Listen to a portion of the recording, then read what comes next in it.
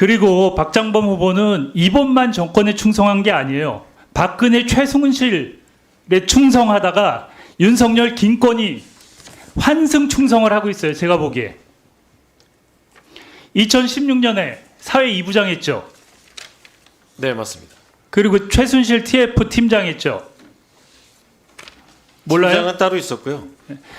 그 아까 어느 의원 질의에 최순실 보도 막았냐 그랬더니 징계를 안 받아갖고 나는 문제가 없다 이렇게 얘기를 했어요. 아직도 그 답변 유효합니까? 그렇게 말했다기보다도요. 제가 KBS 제작 가이드라인을 그렇게 침해했으면 당연히 징계를 받았을 다시 거다라고 물어볼게요. 말씀했습니다. 그날 데스크로서 그때 공정하고 문제되는 일 하나도 안 했어요? 저는 똑같이 얘기했습니다. 가능한 한 최대한 사실을 확인하고 취재원이 접근이 안 되면 문자라도 우리가 그러니까 본인은 연락했다고 공정하게 남겨라. 데스크 역할을 했다는 거죠? 최순실 게이트 때. 그때 아니, 정확히 얘기를 하세요. 공정하게 안 하면 엄청난 비난이 쏟아지는 상황이었습니다. 하나하나 볼게요. PPT 좀 띄워주세요.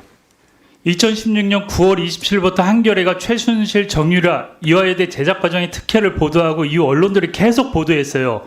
그리고 10월 14일 날 한 보름 지났어요. KBS가 처음으로 이 보도를 시작을 했어요.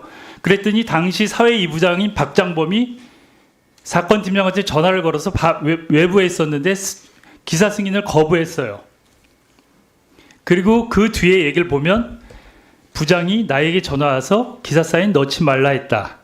부장이 말하는 이유는 처음에는 기사 요건이 안 된다고 했다. 나중에 수정해 보겠다고 하니 부장이 지금은 하지 말라고 하더라. 그리고 박장범 부장이 정유라는 최순실의 딸일 뿐 본질이 아니다. 이런 얘기도 했다 그래요. 이런 얘기 한 적 없어요? 뭐 정확히 기억은 안 나지만요.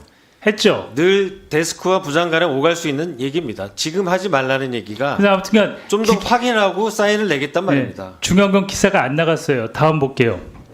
2016년 12월 7일 우병우 청와대 민정수석이 세월호 수사팀장이었던 당시 변찬우 광주지검장에게 해경 수사와 관련해 수사 압력을 행사했다는 실명 폭로를 확보하고 기사를 작성해 SNS를 통해 팀장에게 별도로 전달했어요. 그랬더니 박장범 부장이 오늘 뉴스 아이템이 많아서 못 들어간다. 결국 못 들어갔어요. 이렇게 중요한 내용을. 그리고 그 후에 김영한 비망록 있죠. 돌아가신 분.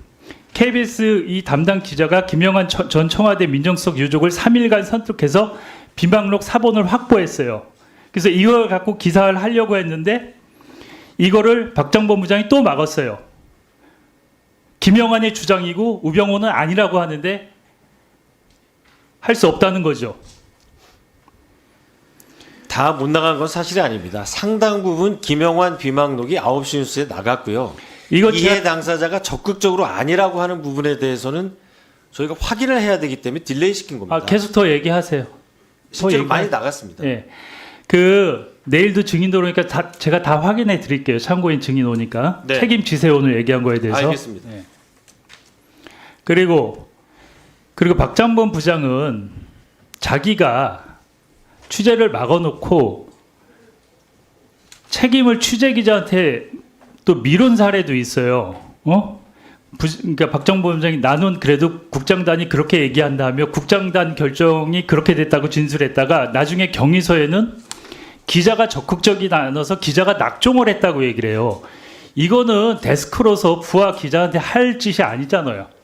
그러니까 KBS의 그 많은 기자들이 인정을 안 하는 거예요. 저런 적 없습니다.